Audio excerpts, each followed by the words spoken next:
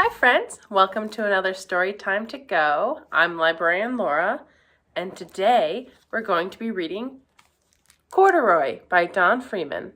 Before we get to the story though, let's do our hello song. We're going to sing Hello Friends again. I'll sing it once through, and the second time, try to follow along. All right, here it goes. Hello friends, hello friends. Hello, friends. It's time to say hello. All right, that was really good. Now we're going to do it one more time. Hello, friends. Hello, friends. Hello, friends. It's time to say hello. That is a great song to go along with our book for today. Corduroy is about a little bear that is trying to make a friend with a girl named Lisa. But first, he has to get out of the department store where he lives. So without further ado, let's read Corduroy together.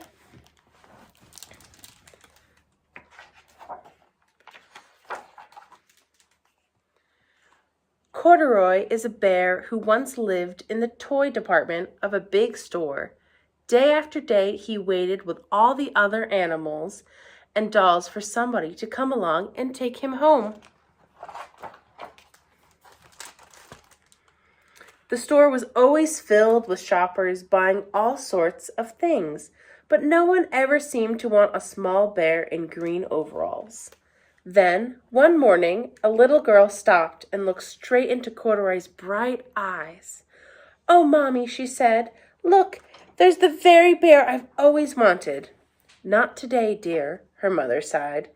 "I've spent too much money already. Besides, he doesn't look new. He's lost the button to one of his shoulder straps." Corduroy watched them sadly as they walked away. "I didn't know I'd lost a button," he said to himself. "Tonight I'll go and see if I can find it." Late that evening, when all the shoppers had gone and the doors were shut and locked, Corduroy climbed carefully down from his shelf and began searching everywhere on the floor for his lost button. Suddenly, he felt the floor moving under him. Quite by accident, he had stepped onto the escalator, and up he went.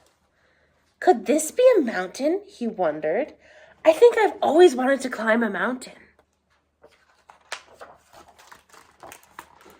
He stepped off the escalator as it reached the next floor, and there, before his eyes, was the most amazing sight. Tables and chairs and lamps and sofas and rows of beds. "This must be a palace," Corduroy gasped. "I guess I've always wanted to live in a palace." He wandered around admiring the furniture. "This must be a bed," he said. "I've always wanted to sleep in a bed." And up he crawled onto a large, thick mattress. All at once he saw something small and round. "Why, here's my button!" he cried, and he tried to pick it up, but, like all the other buttons on the mattress, it was tied down tight. He yanked and pulled with both paws until, pop! Off came the button, and off the mattress Corduroy toppled. Bang into a tall floor lamp. Over it fell with a crash.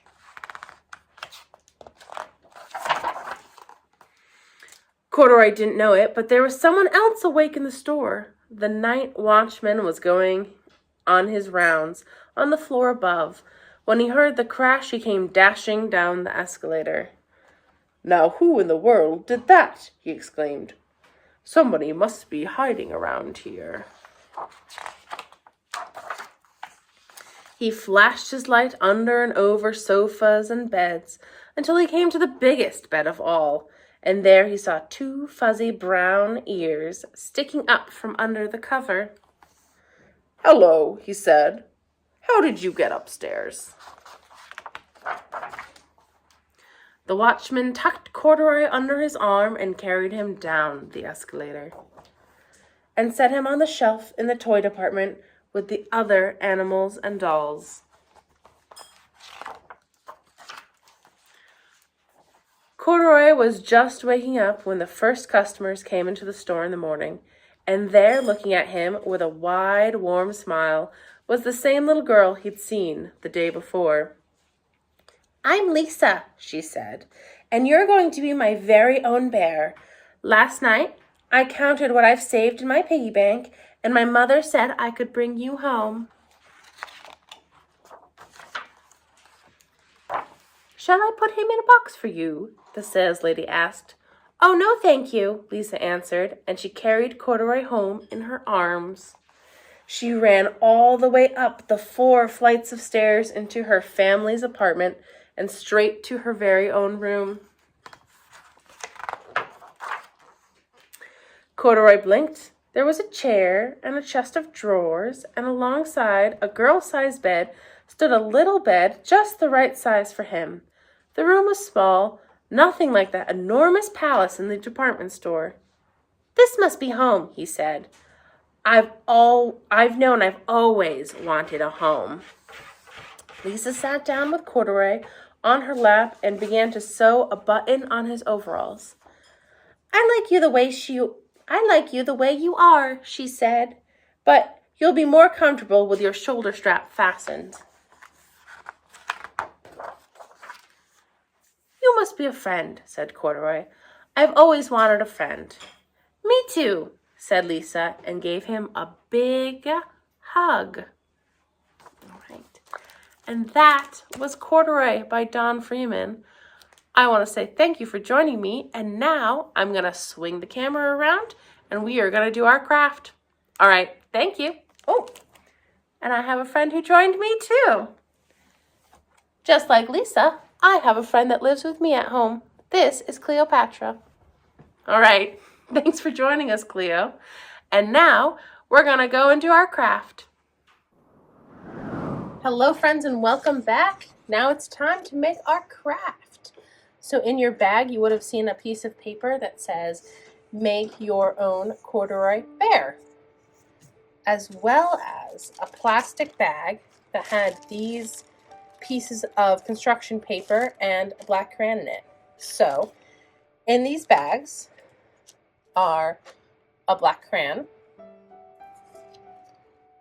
a big square like this that's going to be Corduroy's body, 2 long skinny rectangles, 2 little arms, some shoulders, a head, 2 straps, whoops,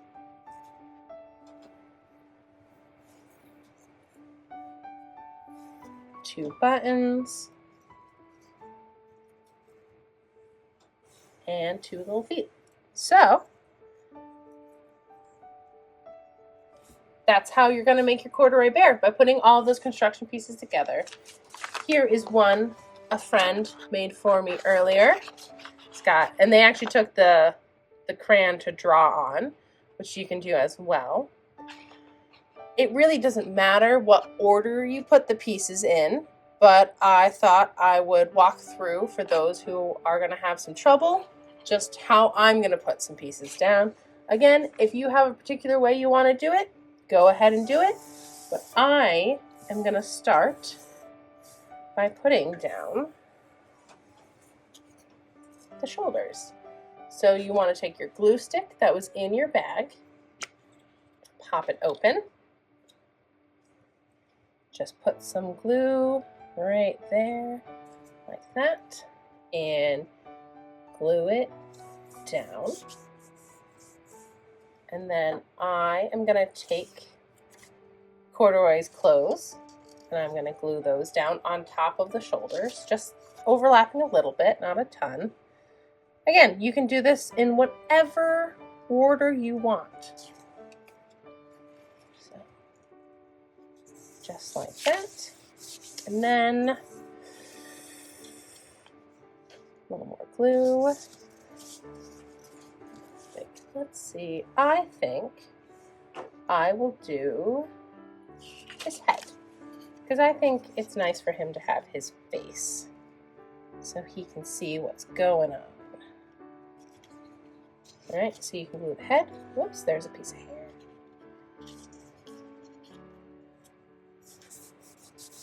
There's his head. And then I'm going to do his legs.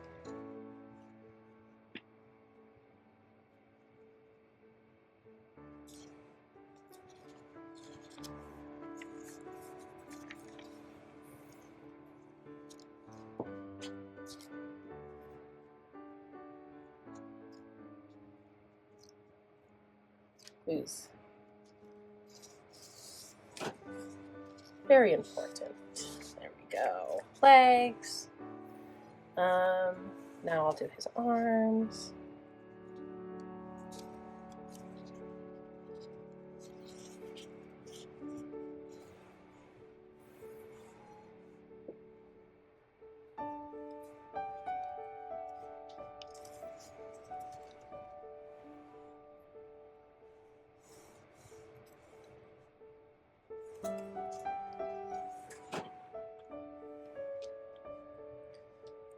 Do a foot right there. So the feet, this is a hard angle. Feet kind of go at the end like that. I'll do this one.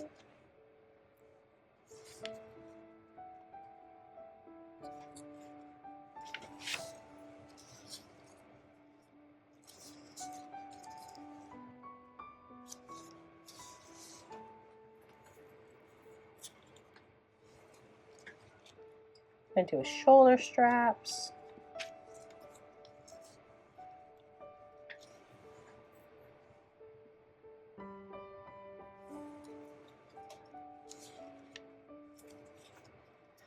Now, the real question is, should I do one button or two? If this was the beginning of the story, he'd only have one. So, I think I'll just do one button like that.